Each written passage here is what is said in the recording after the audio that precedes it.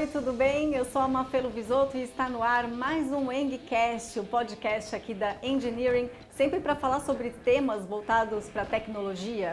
A gente falou recentemente num podcast sobre Kubernetes e hoje a gente volta com esse assunto, só que se aprofundando um pouquinho mais.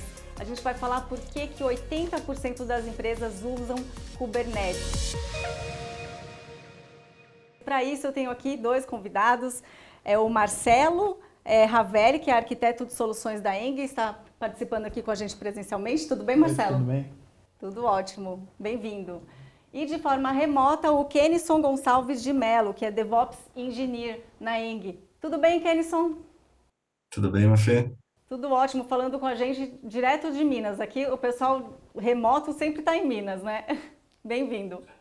Bom, para quem não assistiu, né, esse EngCast falando sobre Kubernetes, eu queria retomar esse conceito um pouquinho para situar o pessoal que está aí do outro lado da tela. Você pode começar, Kenison? Sim. Kubernetes nada mais é que uma plataforma open source que automatiza, né, as operações do dia a dia com containers Linux. Esses trabalhos, principalmente eu, que tenho um background muito de infraestrutura, era bem ardiloso há um tempo atrás. O Kubernetes veio para facilitar toda essa grande administração aí, que originalmente também, que é bem interessante de falar, que a origem do Kubernetes também é bem interessante, que veio do Google e o Google abriu para a comunidade. Ah, sim. Quer complementar com alguma informação?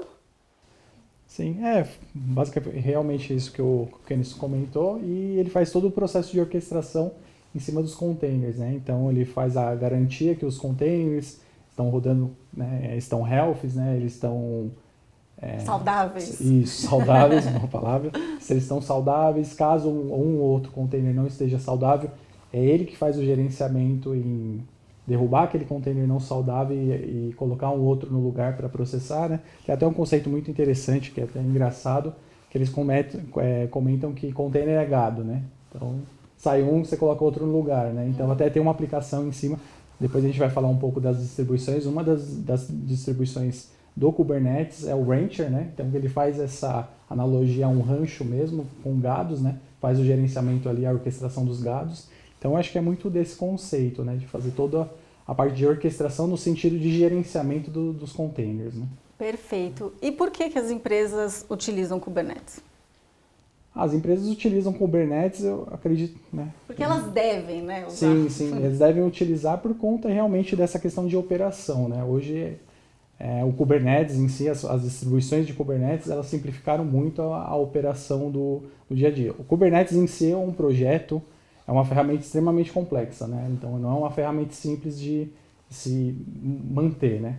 De se gerenciar, então ela acaba sendo muito complexa, né? Então, mas mesmo assim, a complexidade que ela acaba sendo complexa, a operação dela, mas ela acaba abstraindo muitas das complexidades também finais, né? Do usuário final, né? Então, por exemplo, a gente pode ter as questões, né, hoje a gente tem aplicações ali, o Google, por exemplo, roda milhares, Mercado Livre roda milhares, centenas ali de containers, né, então nas plataformas, e isso acaba facilitando muito porque, por exemplo, um cenário que a gente tem típico nas empresas é a questão de IPs, né, então a gente tem limitação de IP, né, por conta dos ranges de IP, e isso acaba sendo abstraído, né, se a gente estiver falando de aplicações ali de empresas que rodam 5, 10 mil containers ali para rodar as aplicações necessárias, né, para o negócio ali, para o business delas, a gente está falando de 5 mil, 10 mil endereçamentos de IP. Então, com o Kubernetes, a gente consegue abstrair essas questões também, né? Então, tem uma série de vantagens em acabar utilizando, né? Essa questão da operação, né? Então, acaba facilitando muito para a operação, inclusive, né? Então, por conta desse gerenciamento, não precisa ter uma pessoa ali 24 horas olhando o dashboard com alertas para... Então, ele mesmo consegue fazer o autogerenciamento, o self-healing ali, para poder manter o ambiente no ar, né? Então, questões de escalabilidade. Então, se a gente recebe, por exemplo, uma carga muito alta durante uma Black Friday, isso acontece muito, né? Então, ou também até no dia a dia. Então, a gente varia de picos, né? Então, a gente não tem uma constante no número de requisições ali para os serviços, para as APIs. Então, quando a gente recebe uma carga muito específica num determinado horário, a gente não depende de uma operação, né? Uma pessoa que vai fazer o scale daquela aplicação para atender aquele determinado horário e depois fazer o scale down daquela aplicação também para voltar à normalidade. Então o Kubernetes hoje, com HPA, por exemplo, ele já faz tudo isso de forma totalmente automática ali, então garantindo também a operação aí, a estabilidade dos sistemas. Muito bem. Falou muito bem, viu? E agora uma perguntinha aqui para o Kenison. Como eu falei lá no começo, 80% das empresas estão usando o Kubernetes, né? Queria que você falasse sobre essa alta procura, como que você enxerga aí como profissional de TI. Então, o Kubernetes, como o Ravel mesmo bem disse aí, eu acho que está sendo hoje considerada a bala de prata aí de grandes soluções.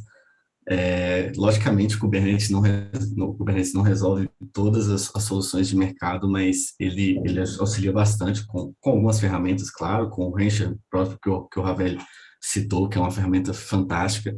A gente tem algumas outras funcionalidades que deixam o Kubernetes mais atrativo, o próprio HPA que o Ravel citou, que teve uma evolução bem considerável nas releases do Kubernetes, para quem veio desde o comecinho do Kubernetes. O HPA, bem no comecinho do Kubernetes, ele era possível você fazer scale só por algumas métricas. Hoje você consegue usar um custom HPA. Nas novas releases do Kubernetes é possível você utilizar métricas customizadas, que é bem interessante. O Kubernetes também, eu sou de infraestrutura, então eu puxo um pouquinho da sardinha para o meu lado aqui.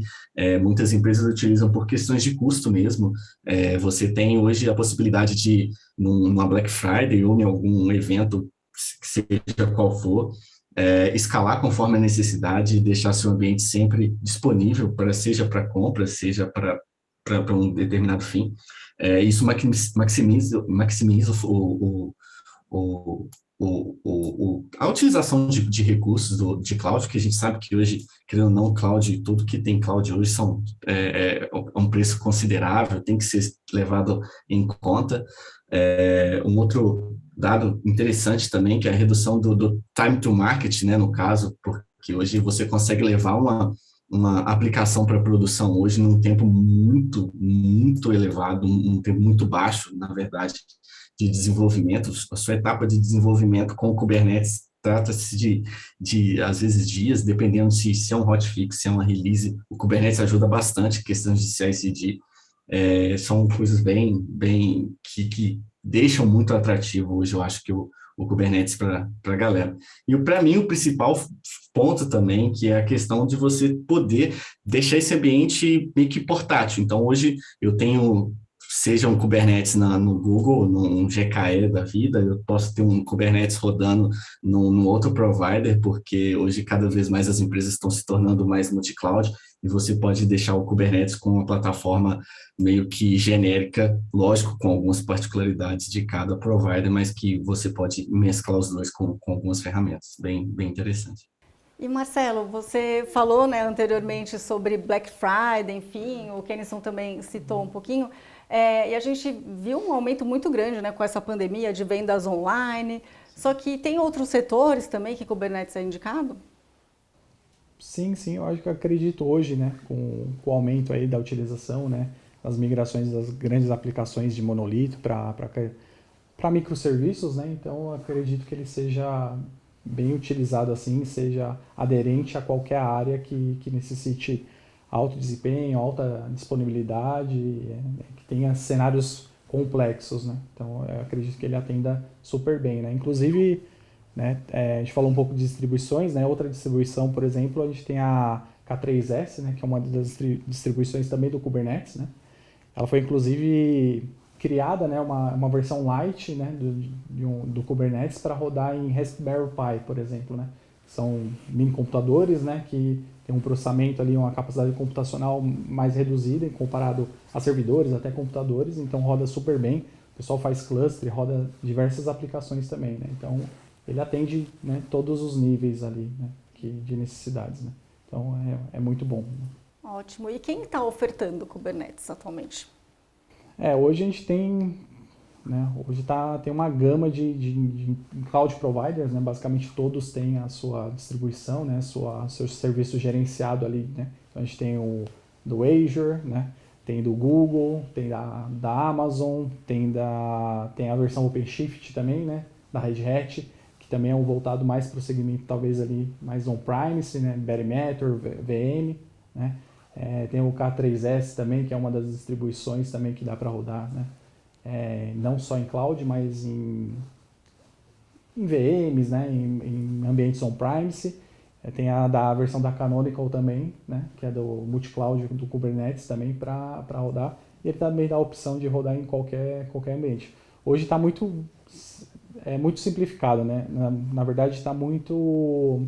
Tem uma oferta muito grande aí. Isso, está muito disponível, né? Então você consegue rodar em ambientes, né? O cloud, on-premise, híbridos, né? Então multi-cloud, então você tem a flexibilidade em montar o seu cluster, né? Em rodar o Kubernetes em si, ele tá bem tranquilo, né? Impressionante, muito bom. E Kenison, tem algum risco de utilizar o Kubernetes? Tem vários riscos. Kubernetes no começo parece ser mil maravilhas, a gente falando assim, a gente acha que é tudo bem tranquilo, mas existem bastante riscos, principalmente, eu sei que não é o foco, mas eu já mexi com Kubernetes on-premise, então eu sei o risco que é você ter que lidar com isso, você ter que ter limitação, planejar tamanho de etcd, enfim, é bem complicado. No mundo cloud a gente abstrai um pouco desses riscos, mas ainda, dependendo da arquitetura, se você não tiver um conhecimento do que você está fazendo, se for uma aplicação pequena, beleza, vai rodar consideravelmente bem, mas dependendo do fim da aplicação, você não ter um planejamento de disco, um planejamento de login, se você não conhece a aplicação afim de que você vai colocar, é um grande risco. Questões de custo também, que o Kubernetes hoje ele ajuda muito, é uma das maiores vantagens do Kubernetes, mas também o que roda atrás do Kubernetes também tem que ser levado em consideração. Questões de log, se você vai usar uma solução proprietária, ou às vezes uma solução que você tenha dentro de casa, ou soluções open source, que você também vai ter que provisionar um ambiente para suportar isso. Então é bem legal você ter antes, eu brinco com a galera aqui que antes de você implementar um Kubernetes hoje, é melhor você dar uma estudada, não é feio também, o Kubernetes é uma bala de prata hoje, é uma solução interessante, mas não é feio você fazer um planejamento para migrar o seu monolito para um Kubernetes. Eu acho que você fazendo isso de uma maneira ordenada, com um planejamento, é o melhor dos mundos. Então, é desafiador trabalhar com isso. Conta um pouquinho da sua experiência também, Marcelo. Eu acho que é bem importante realmente fazer o planejamento, não é sair migrando, é realmente extremamente arriscado, né? E essa questão até que o Kenison comentou também da redução de custo é bem importante, né? Porque hoje, por exemplo, a gente tem cenários, a gente consegue rodar, né, diversos tipos de máquina no mesmo cluster, né? Então a gente tem máquinas, né, pools de máquinas específicas para uma aplicação. No mesmo cluster a gente consegue indicar, né, montar um pool de máquinas dedicadas, né, com capacidade ali mais de processamento de CPU, por exemplo, dedicados também para um tipo de aplicação. Então a gente consegue fazer todo esse mix aí de máquinas, né, junção de máquinas, até máquinas, né, que a gente chama no cenário do Google preemptivas, né, então que são máquinas que a gente basicamente são uns aluguéis, né, que elas são 80% mais baratas que máquinas comuns, né, que são máquinas dedicadas, e a gente consegue fazer um mix de todas essas questões, né, de máquinas para poder otimizar também a relação de custos, né. Então ele dá uma flexibilidade muito, muito grande mesmo. Então é planejando, né, realmente, assim, uma bala de prata, não é fácil, mas também ele traz resultados muito, muito bons assim, para as empresas, né. Queria que você falasse um pouquinho mais da implantação também. Como é que é essa relação com a empresa? É demorado? É muito trabalhoso? Conta pra gente. Hoje a gente tem mecanismo, com as distribuições fica mais simples, né? Porque basicamente assim a gente consegue comparar um pouco, fazer uma comparação com o Kubernetes com o Linux, né? No Linux a gente tem o kernel do Linux, né? Então as distribuições basicamente elas utilizam esse kernel e colocam a sua interface gráfica, programas, né? Uma série de coisas para formar a distribuição e entregar ali como um produto, ali como uma distribuição para o usuário final acabar utilizando. E o Kubernetes é a mesma coisa, né? Então o Kubernetes, né, as distribuições do Kubernetes funcionam da mesma maneira. O Kubernetes, a gente tem o Kubernetes, né, que seria o kernel, né, como se fosse a comparação com o Linux, e as distribuições acabam adicionando essas capacidades, né, essas features a mais para montar uma versão final mais amigável, né, mais simplificada para o usuário final. É possível fazer só com o kernel, né, com o Kubernetes? Sim. Só que você vai ter que fazer a responsável por fazer toda essa integração com as outras ferramentas para montar seu ecossistema. Então, gerenciamento de volume, network, uma série de coisas, né? Que isso é o que assustava as pessoas no passado com os ambientes on-premise. Então, eu acho que a vantagem dessas distribuições, a vantagem de ter essas versões em cloud gerenciados, acaba trazendo essa facilidade que era um problema do passado, né? Então, Kenison, é muito importante seguir um passo a passo. Sim, sim, um passo a passo. Eu acho que o mais importante ainda é conhecer o que você vai colocar lá nesse ambiente, porque o Kubernetes em si é muito fácil de ser implementado, mas o problema é você suportar o pós-implementação de ambiente, porque o Kubernetes hoje você pode, através de interfaces gráficas, seja de N providers, de todos os providers, hoje você consegue provisionar um ambiente, seja ele do tamanho qual for, mas se você não tiver uma estratégia bem definida, seja ele para tratamento de workloads com máquinas preemptivas ou máquinas spot, enfim, você vai estar trazendo uma certa complexidade para o seu ambiente que, teoricamente, você não teria em outros casos.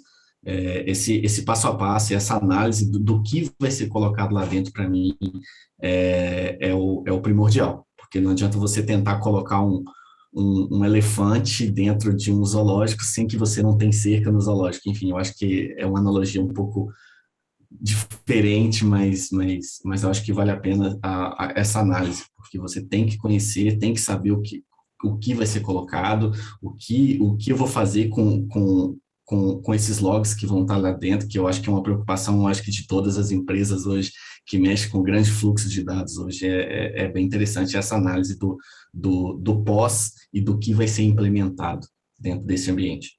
Ótimo.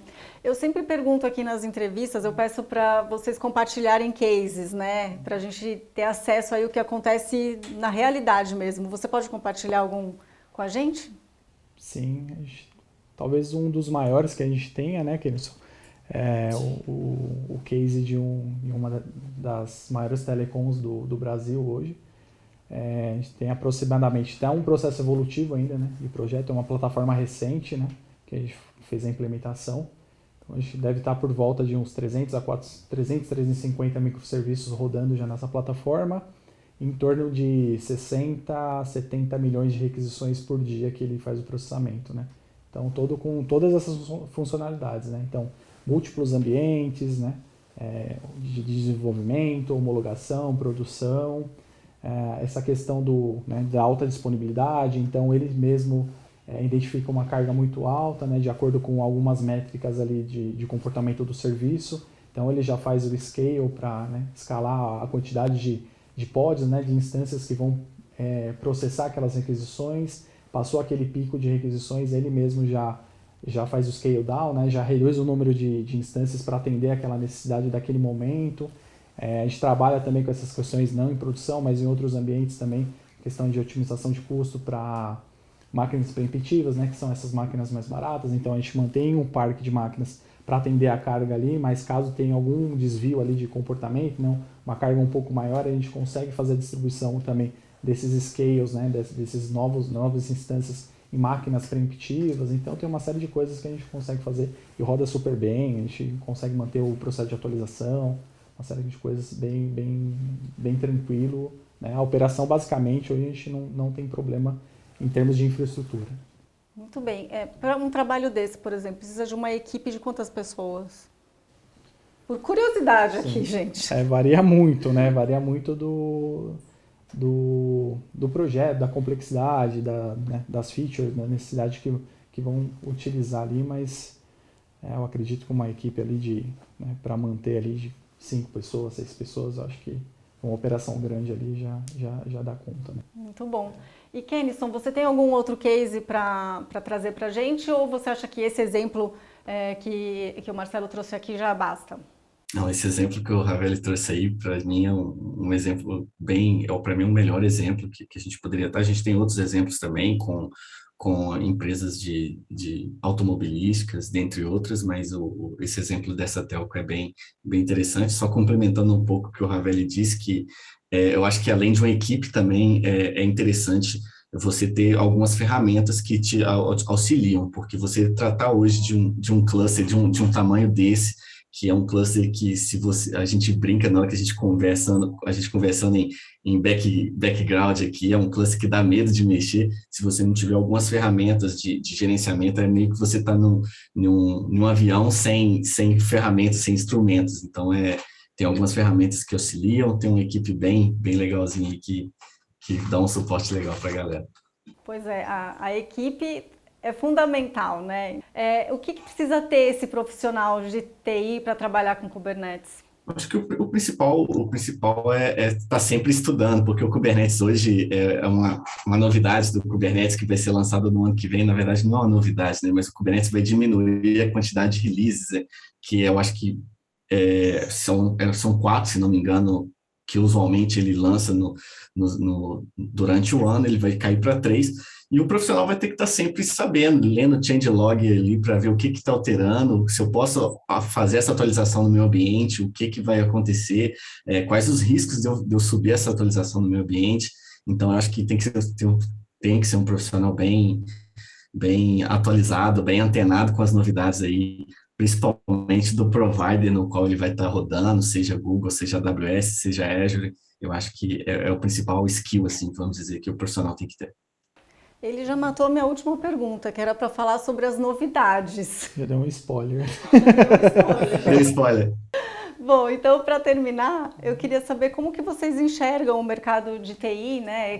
Kubernetes é uma coisa que está realmente tá muito aquecido, e como que vocês imaginam aí para os próximos anos, Marcelo? Eu acredito que a tendência realmente é um caminho sem volta, né?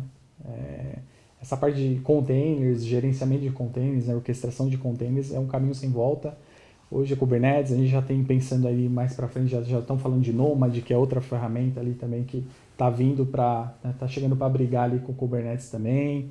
Então eu acho que realmente é um caminho sem volta, não tem como negar, né? Então acho que tem bastante coisa aí, o profissional que quiser entrar para a área, que não conheça, acho que vale a pena Estudo constante, né? mergulhar nesse mundo aí que é bem bacana. E para você, Kenison?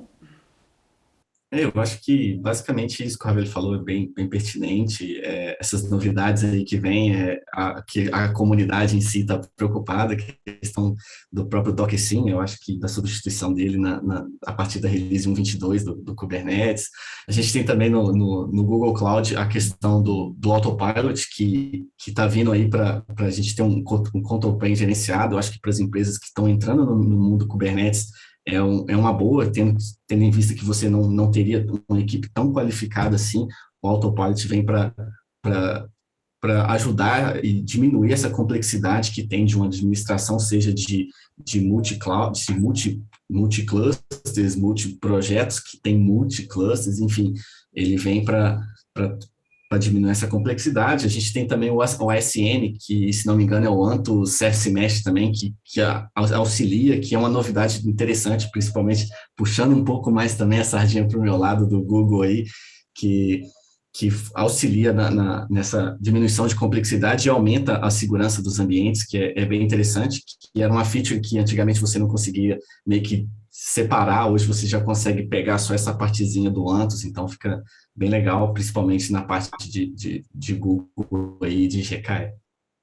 Viu? Só tem que estudar, tem que continuar acompanhando todas as novidades para não ficar para trás, não é isso mesmo? Sim. Eu acho que até teve um fato curioso que até o Kenison comentou, que é a questão do Docker Shin, que, né, na hora que foi anunciado, todo mundo se assustou, né? Não vai ter mais suporte para Docker, uma série de coisas, mas depois aí acabou chegando as releases, o pessoal começou a entender melhor, né, as necessidades, e viu que também não era um bicho de sete cabeças. Realmente vão ter grandes alterações, né, em termos de Docker Runtime, mas o restante continua da mesma maneira para o desenvolvedor, para a equipe de infraestrutura, né? Então Acho que o diferente, né? O que você não conhece sempre causa um friozinho na barriga, sim, né? sim, Não sim, tem sim. jeito. Sim. Bom, eu queria agradecer muito esse bate-papo aqui, todas as informações que vocês trouxeram. Obrigada, viu? Obrigado, a gente que agradece. Obrigada, Kenson. Eu que agradeço. E obrigada a você que nos acompanha aqui neste EngCast. Para saber mais informações é só acessar o site, que é o engdb.com.br, ou então acompanhar a gente nas redes sociais. Estamos em todas. Obrigada e até mais.